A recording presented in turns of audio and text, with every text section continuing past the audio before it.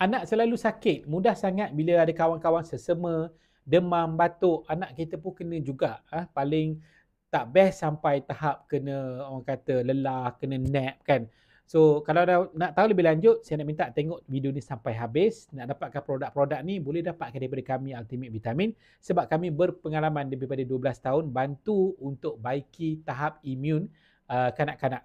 Okey, so apa yang pilihan yang ada untuk imun kanak-kanak ni? Yang pertama ialah vitamin C, sebab vitamin C adalah asas kepada pembentukan sistem antibody manusia. Okey, jadi kalau terlalu kecil budak tu, kita ada teknik cara nak ambil. Kalau yang dah dewasa, telan je lah.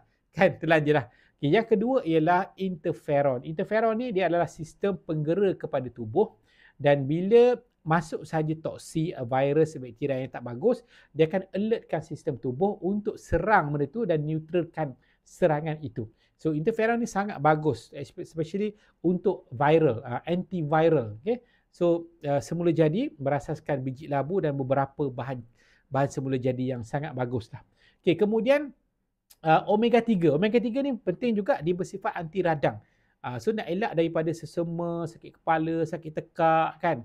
Itu adalah simptom radang. So omega 3 yang baik datang daripada minyak ikan, tinggi EPA dan DHA dan juga dia daripada sumber yang selamat, sumber yang sangat selamat. So amalkanlah. Okey, ada banyak lagi pilihan untuk masalah imun anak-anak sebenarnya, tapi kami akan ceritakan kepada anda. Simple saja kontak kami di 019 394 9873 dan juga boleh klik link yang saya sediakan di bawah ini.